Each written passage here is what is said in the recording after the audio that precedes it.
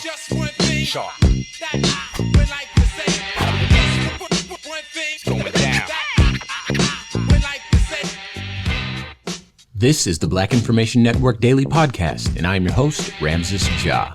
And sometimes the amount of stories that make their way to us means that we simply can't cover everything that comes our way.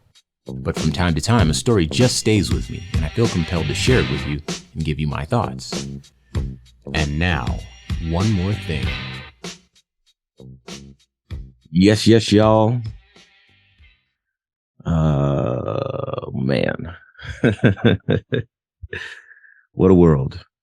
So, today we are going to talk about white supremacist institutions.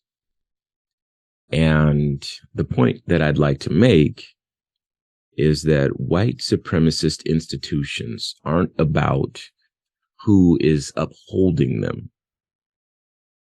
Rather, they are about who benefits from them. And you might even be able to take it a step further. It's also about who is disadvantaged by them. That'll be important a little later because, some people don't like the idea that they were born with privilege. So often enough, we need to make the point that they were born with less in the way of disadvantages, but that'll become clear a bit later. So, why are we talking about this today? Well, I ended up reading an article that was sent to me by our producer, Chris Thompson. And he just thought it was interesting, thought it was something that I should be made aware of. And, it's my job to check those things out. So under normal circumstances, there would never be any reason for me to talk about this person, but Azalea Banks was the person in the article. And the source was Fox News. And I'm not going to sit here and pretend like news companies aren't biased. And so I'm not mad at Fox News for their bias. I'm mad at them for the severity and the irresponsibility of their extreme bias in many cases. But, that is what it is. Today, Azalea Banks is what brought this to my attention. And the reason for that is because in this article, she takes a lot of time to praise the Florida governor, Ron DeSantis. And as you know, Ron DeSantis is about as right-wing as they come.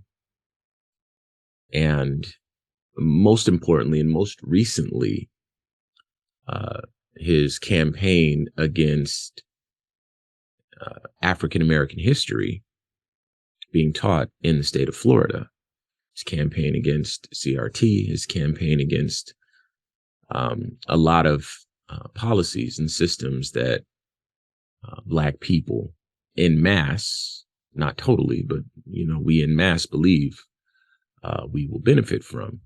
He stands opposed to them. And that opposition is often to the benefit of the far right leaning people in this country. And those who maybe they aren't so far right leaning are limited by the choices that they have. And there we are. Now, we've seen Black people with huge platforms share and espouse and parrot conservative ideas over the years. This is not a new phenomenon, not by a long shot. But what we're talking about here is, in my belief, a person who historically has done really extreme things for the sake of getting attention. In her world, attention translates into money. It's complicated, or I guess it may not be that complicated, but the long and the short of it is that attention translates into money. She says something in the article like she feels safer in Florida than she does in California, which may be the case. California isn't a perfect place either. But California, I believe, operates in good faith more often than Florida, in an attempt to benefit all of the state's people. And I can't say the same for Florida.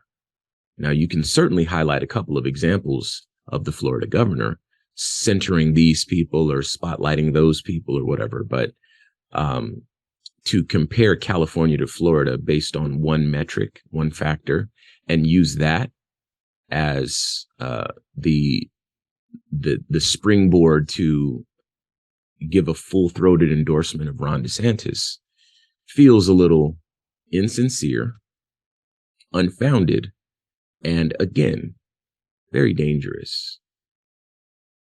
Bear in mind that when Black people echo the sentiments of deeply conservative white people, it gives some of the white people that are perhaps a little bit more moderate in their beliefs license to move a little further right. They may be well-intentioned. They may not be harboring some secret prejudices or racist ideas or whatever. Many probably are and don't want to be seen as racist, but it's those more moderate right-leaning folks that when they see a person like Azalea Banks giving an endorsement like this, they feel like, well, then he can't be that bad for Black people if a Black woman is endorsing him, right? And then they don't feel so bad. They don't think about it as critically. They don't imagine themselves on the other side of that coin, because what they're seeing says, okay, well, this community is divided on this issue or on this person or on whatever, right? And if they only subscribe to channels like Fox News, and Fox News highlights the more conservative leaning Black people with these huge platforms, it's very easy to think, well, if this Black person feels this way and they have a huge platform and Black people support them, then it stands to reason that this is an issue that Black people are very much divided about. When the truth is, that's not the case. So, again, white supremacist institutions aren't about who upholds them, a person like Azalea Banks, but really about who benefits from them, right? That's not to say that Azalea Banks doesn't benefit, but en masse, overall, broadly speaking, if this attention does translate to money for her, then she makes a little bit of money. But the people that really are benefiting from giving her a stage and an interview and so forth, those are the people that recognize, hey, look, if we play with the optics here, if we make this into more of a mountain than the molehill than it actually is, then we might be able to keep things the way they are a little bit longer. Bear in mind, this is a very much liberal country. Most of the people here espouse liberal philosophies. A good number of the voters are conservatives. And this is why we have election cycles that tend to go back and forth. But most of the human beings on these lands, and indeed on the planet, have liberal views. So she's not the only one. I can't talk about one person upholding white supremacist systems and have that be the end of the conversation. You know the people. They might be Black, they might be Hispanic, whatever the case is. They may not be white people. But you recognize that their views might be a little extreme. maybe they are themselves living a life where they are doing well, often fiscally, not morally. But you know these people, and if you don't, you see them online. These accounts you may come across. Maybe they don't have huge platforms like Azalea Banks, but you know them. And if they don't remind you of her, then perhaps they remind you of another person who fits this mold quite well. Kanye West, or Ye. And we know that story. That's a huge story. And the reason it was a huge story is for the same reason. A black man upholding white supremacist views, beliefs. Granted, his are a little bit more extreme, certainly more toxic. But, he had admitted white supremacists traveling with him, sharing his content, actual Nazis, not people that, try to shed that label because they're trying to get into the political arena. No, actual bona fide Nazis taking Kanye West's material and sharing that content online. And the people that try to repackage Kanye West, or, they're so deep thinker, and so, whatever it is they are, they think they're smarter than everybody by not subscribing to groupthink, that, they overlook the very obvious facts so that they can rehash a new version of reality where Kanye West is the good guy. And they too help uphold white supremacist institutions. Often enough, these people are black people. Doesn't need to be white people upholding white supremacist institutions. I think there's nowhere in recent memory that was better put on display than, of course, in Memphis with the 5 officers charged with the murder of Tyree Nichols. For those of us who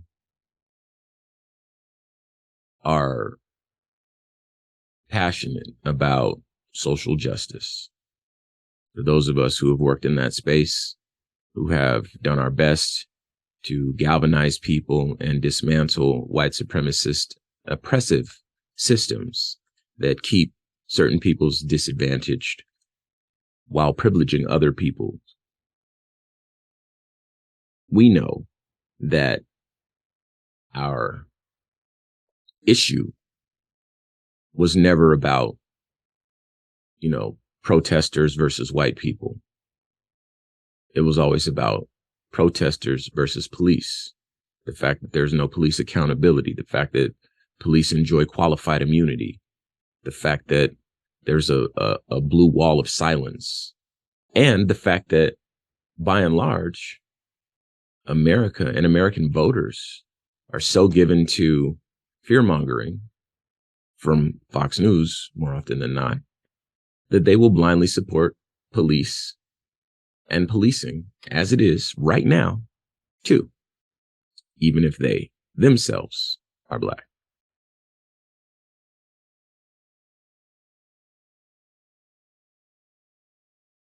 And here we are in this country, and what do you do? All 5 officers are black.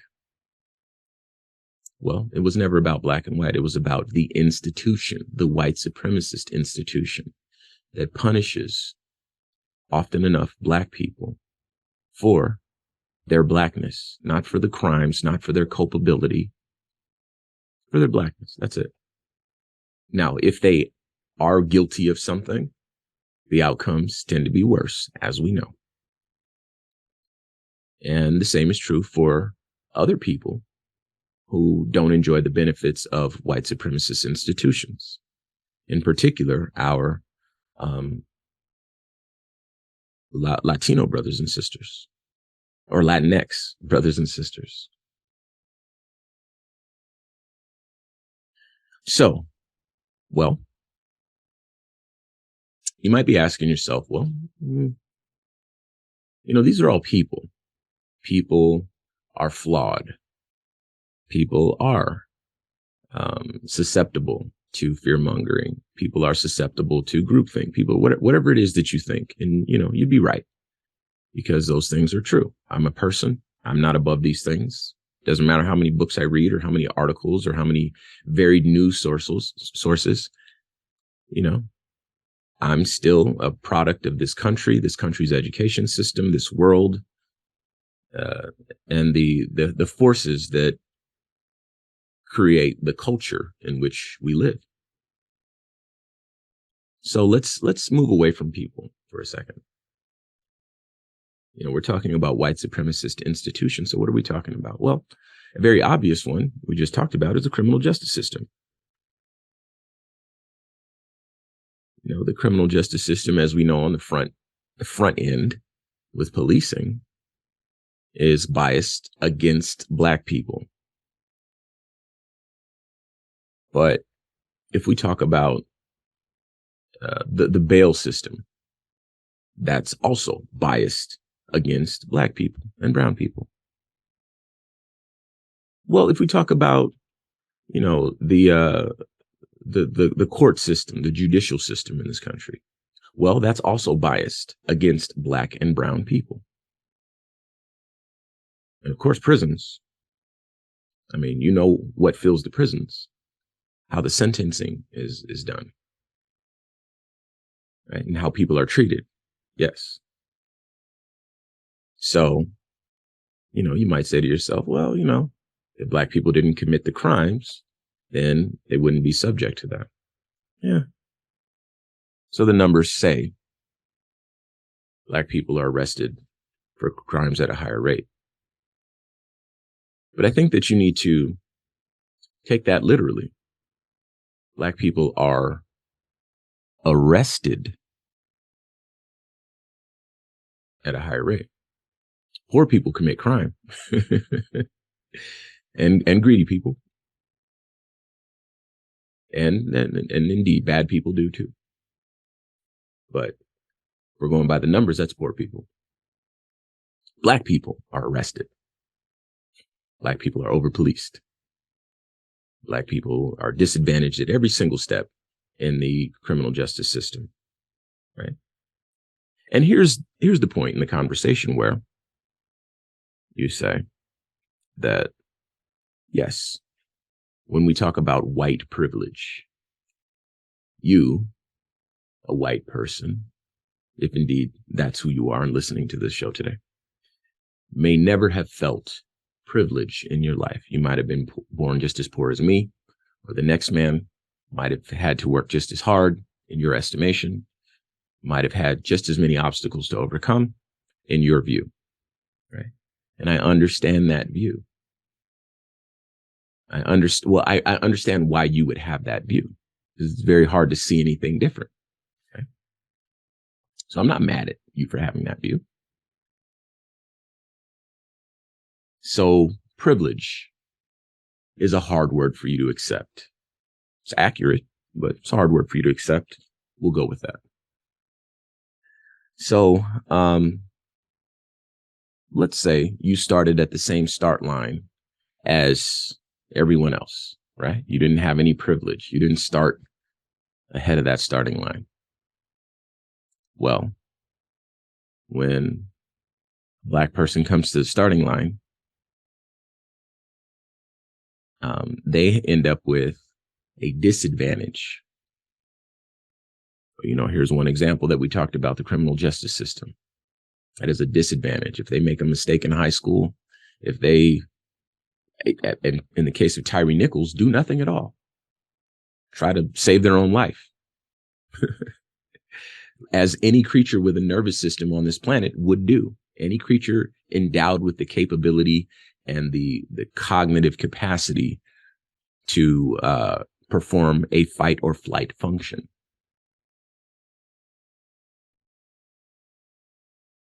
So relative to the Black person in this scenario, starting 2-3 steps behind the start line, it looks like privilege. In fact, it is a privilege to start at 0, to not start at -3. I'll move on. What other institutions exist? Well, there's invisible forces at just about every step in society that is significant: economic, political, uh, educational, etc. This list goes on. So let's talk about housing discrimination. This is an invisible force to a lot of people. We talk about it here on the Black Information Network. I talk about it with Q Ward on Civic Cipher. In Black circles, or where there's leadership and an eye toward the future, this is something that we have always had to pay attention to. Dr. King was fighting for this. And he picked up the baton from the elders that came before him, and the elders that came before them.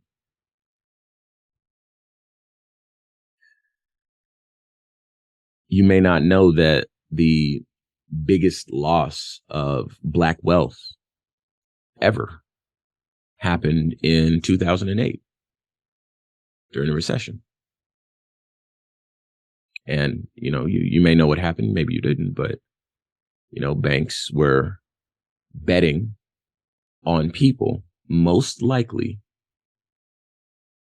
to default on their loans so that when they defaulted, they could receive that wealth. And granted, this happened mostly to poor people, but we're not talking about who upheld the system. We're talking about who benefited from it. And who benefited from it was rich, old, white men. Who was disadvantaged as a result of it? Largely Black people. Again, the biggest eradication of Black wealth in history in this country. So maybe housing discrimination doesn't cut it for you. Let's go to the digital space. I watched a movie recently, a documentary on the racism inherent in algorithms that now govern a not insignificant chunk of our society, our day-to-day lives. And you would think, as I did, that algorithms are unbiased. Right? Again, invisible forces that uphold white supremacy. These aren't even people, but the people who benefit from them are certainly white men, older, wealthy. The list goes on. But you know the type. At the expense of us. And so, how does this look? Well, a racist algorithm manifests itself in things like job screening. Right? Now, I'll be honest, I'm not sophisticated enough or articulate enough in this area to detail that. But I have seen myself what that looks like, granted from the documentary, but also from some of the conversations that I've had in this space with people who are far more educated than me, to know that that is absolutely the way that it is. Many of the tech companies have had to come to terms with this. IBM, Amazon, right?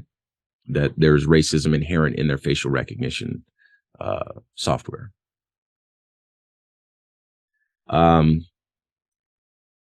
So that kind of bleeds over into racial profiling. These algorithms are built by people using data that people have instructed the computers to collect. So the prejudices of the people are inherent in the formation of the data being collected. Indeed, the ideas about what the data means is absolutely inherent in this. I believe there was an example I saw where it might have been Google created an AI Twitter account that was completely run by AI. And in a matter of hours, they had to disconnect it from Twitter because it learned to be misogynistic, racist above all else, misogynistic. And it quickly became a very dangerous, very far right leaning computer model, because that's what it learned. It went right there in a matter of hours, and they had to disconnect it because it was saying very awful, untrue, and unkind things. And there are factors that those of us who don't work in that space may not even be aware of. So I think I'll stop right here because I think I've made my point. And indeed, that point is that white supremacist institutions are not about who upholds them. They are about who benefits from them and who is disadvantaged by them. This is why we call them that. This is what we fight against. This is what we push back against. So no one can say anything about them being Black officers who killed Tyree Nichols. Black people can uphold white supremacist institutions and it still be called that. Algorithms can do the same thing. Computers can do the same thing. The list goes on. And now you know. So here's the part of the show where I open the floor up for discussion. I'd love to hear from you. As always, I am at Ramses Ja on all social media. Let me know what you think. And if you feel so inclined, please use the red microphone talkback feature on the iHeartRadio app. Let's chop it up. All right. Until we do, peace. This has been a production of the Black Information Network. Today's show is produced by Chris Thompson. Have some thoughts you'd like to share? Use the red microphone talkback feature on the iHeartRadio app. While you're there, be sure to hit subscribe and download all of our episodes. I am your host, Ramses Ja, on all social media. Join us tomorrow as we share our news with our voice, from our perspective, right here on the Black Information Network Daily Podcast.